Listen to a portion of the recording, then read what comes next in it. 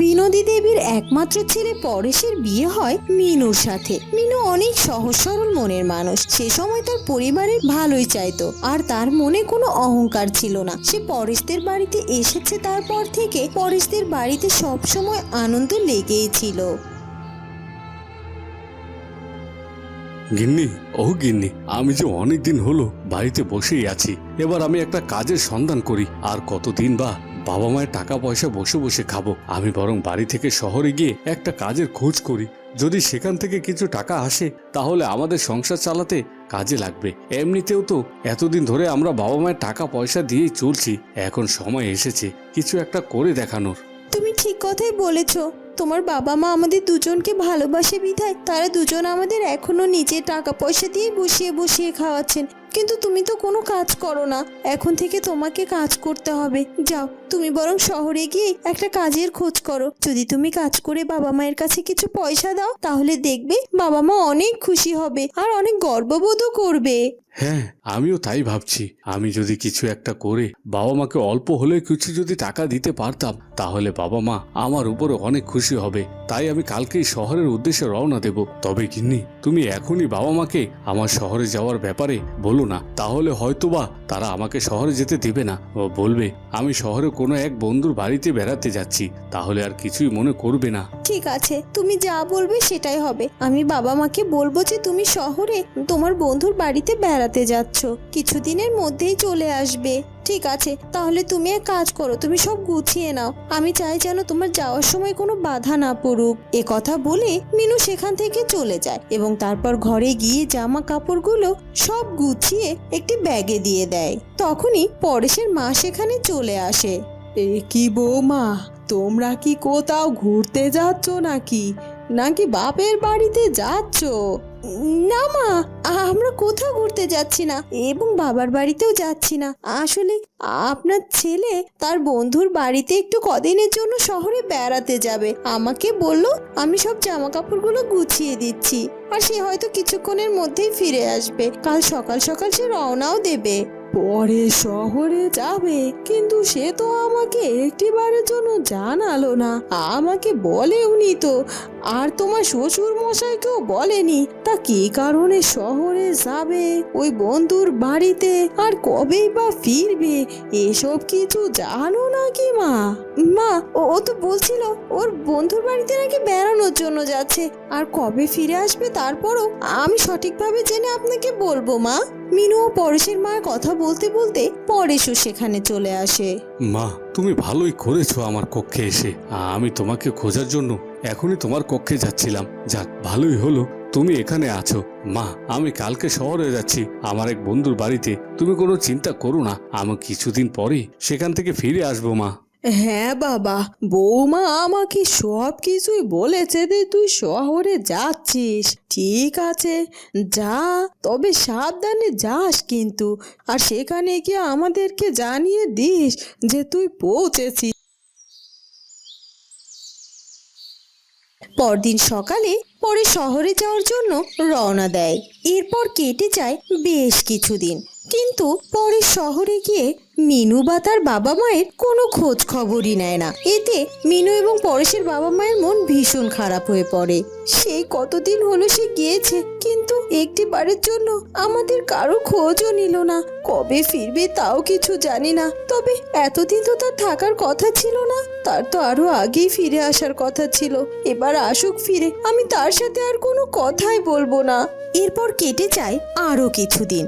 একদিন হঠাৎ করে পরেশ আরো একটি বিয়ে করে বাড়িতে ফিরে আসে, আর এটা দেখে মিনু এবং পরেশের বাবা মা বড্ড রেগে যায় এবং পরেশের সাথে কোনো কথাই বলে না। কিছুদিন পরে পরেশ বেশ অসুস্থ হয়ে যায়, কিন্তু এতে করে তার দ্বিতীয় স্ত্রীর কোনো ভ্রুক্ষেপই থাকে না।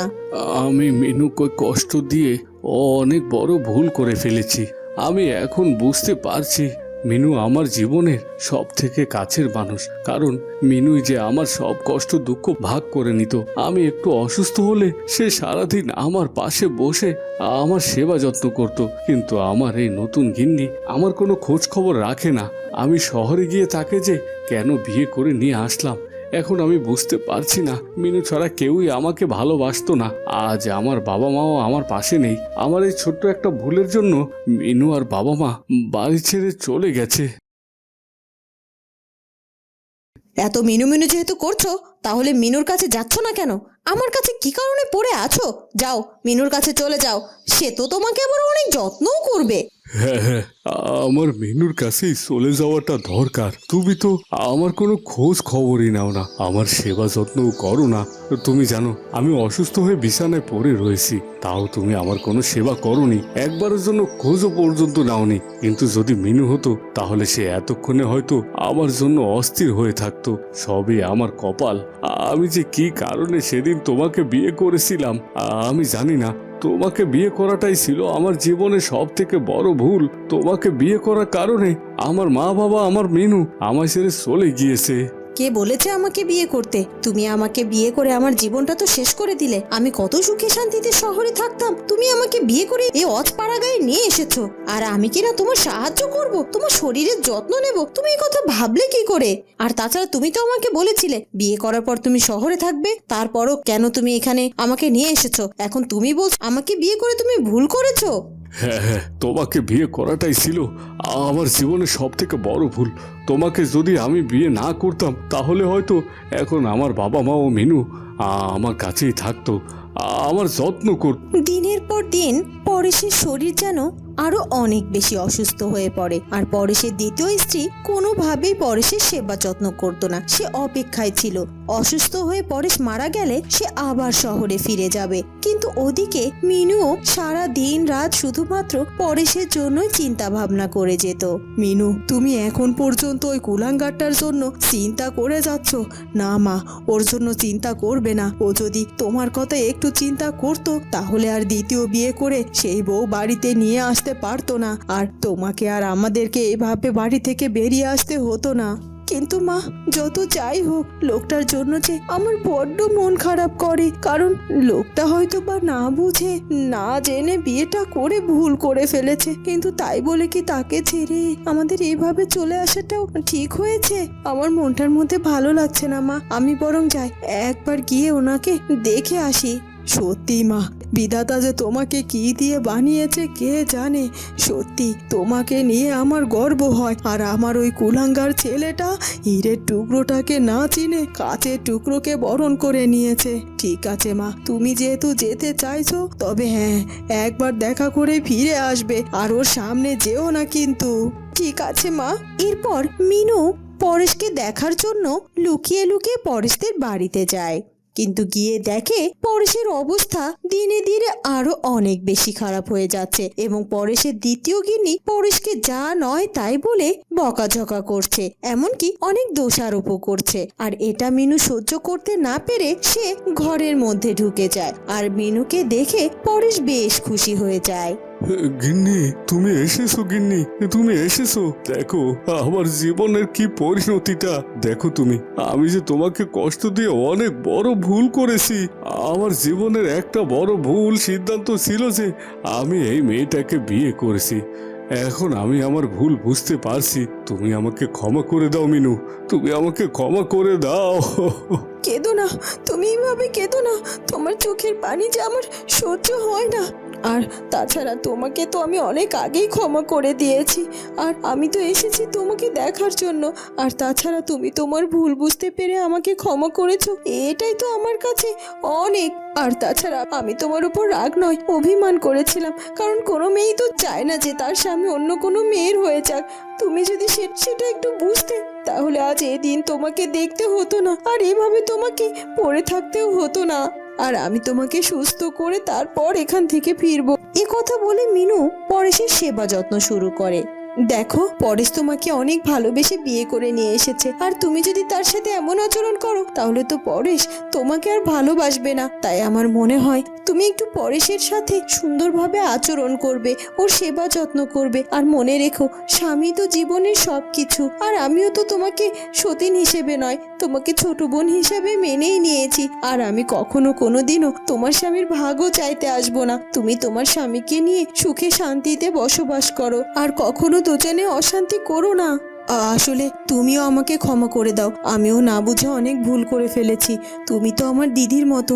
আসলে পরেশের একা দোষ ছিল না, আমি পরেশকে বিয়ে করার জন্য জোর করেছিলাম, তাই ও আমাকে বিয়ে করে নিয়ে এখানে এসেছে। আর তাছাড়া আমিও চাইতাম না যে তুমি এই বাড়িতে থাকো, আর তাই তো আমি তোমাকে এই বাড়িতে আটকাতেও চাইনি। তবে তোমার উদারতা দেখে আজ সত্যি আমি তোমার উপর অনেক খুশি হয়েছি, তোমার কাছ থেকে অনেক কিছু শিখেছি। আর আমি চাই তুমি বাবা মাকে নিয়ে এই বাড়িতেই ফিরে আসো, আর আমরা দুজনে একসাথে মানিয়ে গুছিয়ে সংসারটা করব। আচ্ছা, সেটা হয় আমি করব, কিন্তু তুমিও কথা দাও যে তুমি কখনো তোমার শ্বশুর শাশুড়ি বা তোমার স্বামীকে কোনো কষ্ট দেবে না, তাদেরকে ভালোবাসবে যেমনটা আমি করে এসেছি এতদিন। আর পরেশকেও কখনো কোনোদিন কষ্ট পেতে দেবে না। হ্যাঁ দিদি, তুমি যেমনটা বলবে আমি ঠিক তেমনটি করব। এবার তুমি যাও, বাবা মাকে নিয়ে এসো, আর তুমিও এখন থেকে আমাদের সাথেই থাকবে। তুমি চিন্তা করো না, আমি বাবা মাকে এখানে নিয়েই আসবো। এরপর মিনু সেখান থেকে চলে যায়। পরদিন পরেশের বাবা মাকে বুঝিয়ে আবারও বাড়িতে ফিরিয়ে নিয়ে আসে। বাবা মা, আপনারা এখানে এসেছেন, ভালো হয়েছে। পরেশ আপনাদের সাথে থাকলে ও খুব তাড়াতাড়ি সুস্থ হয়ে যাবে। আর এই যে পরেশের দ্বিতীয় স্ত্রী, ও অনেক ভালো মেয়ে, ও দেখবেন আপনাদের অনেক সেবা যত্ন করবে। হ্যাঁ মা, তুমি বললে তাই আর কি আমি ওকে ক্ষমা করে দিয়ে ফিরে এসেছি। কিন্তু ও যদি আবার কোনো ভুল কাজ করে তাহলে কিন্তু ওকে আর কখনো কোনো দিনও ক্ষমা করব না। মা, তুমি ঠিকই বলেছো, আর আমি অনেক বড় ভুল করেছি। মা, বাবা, তোমরা আমাকে ক্ষমা করে দাও। পরেশ তার বাবা মা এবং স্ত্রীদের পেয়ে অনেক খুশি হয়, কিন্তু মিনু মনে মনে ভীষণ কষ্ট পায়। আর তাই সে একদিন রাতের আধারে বাড়ির পাশের পুকুরটিতে ডুব দিয়ে আত্মহত্যা করে। মিনু, এটা তুমি কি করলে? তুমি এটা কি করলে মিনু? সবই আমার দোষ, আমার জন্য তোমার জীবনকে শেষ করে দিলে। আমার দোষ। আমি যদি এই ভুলটা না করতাম তাহলে হয়তোবা তুমি এমনটা করতে না। দিদি, তুমি তো আমাকে ক্ষমা করে দিয়েছিলে, তাহলে কেন আমাদের সবাইকে ফাঁকি দিয়ে এভাবে চলে গিয়েছিলে? তুমি কি পারতে না আমাকে মেনে নিয়ে এই সংসারে থেকে যেতে? কেন তুমি সেটা করলে না? বন্ধুরা, কেমন লাগলো আমাদের আজকের গল্পটি? যদি ভালো লাগে তাহলে অবশ্যই আমাদের চ্যানেলটিকে সাবস্ক্রাইব করে দিও। দেখা হবে নতুন কোনো গল্প নিয়ে। ধন্যবাদ।